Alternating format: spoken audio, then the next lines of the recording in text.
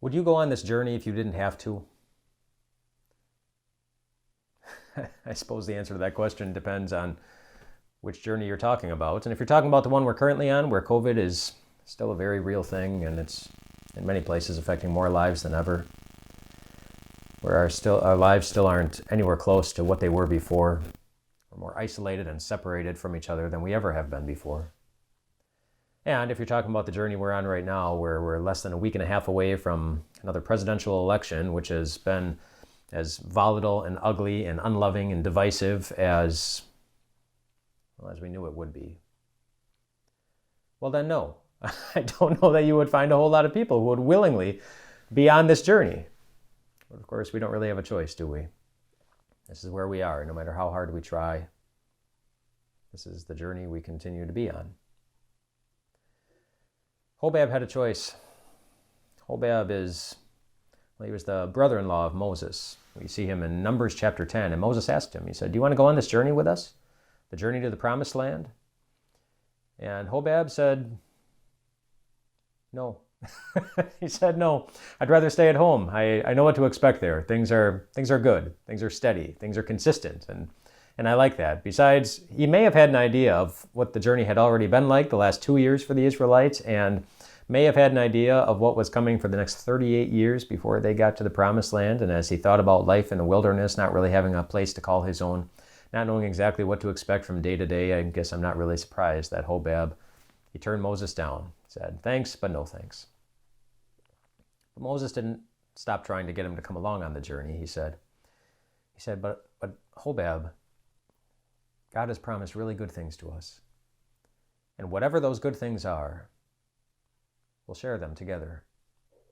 And maybe that was encouraging, that he had somebody with him to go through life together with him.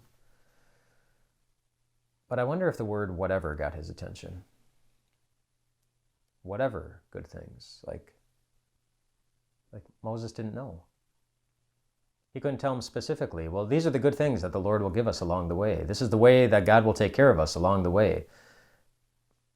He couldn't even tell him, this is exactly what the promised land is going to look like once we get there. The only thing he could tell him definitively was that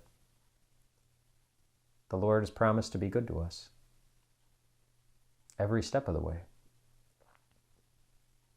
And eventually Hobab went. Hobab took a step of living by faith, which is a hard thing to do sometimes. I mean, you know it as well as I do.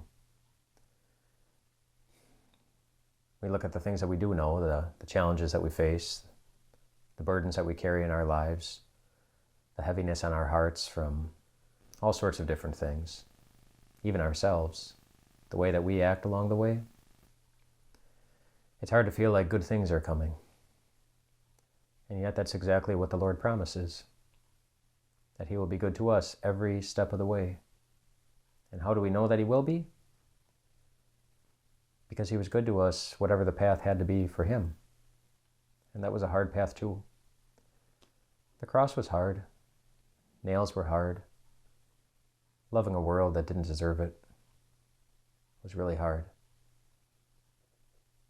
Being separated from his Father in heaven and then dying must have been really hard.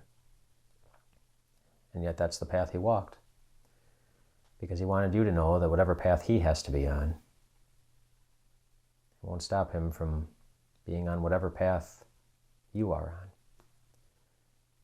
He will always be good to you, whatever the path is, always. And you are never alone on that journey either, because God is with you. And so rest well tonight, my friends. Whatever your path looks like, God will be good to you.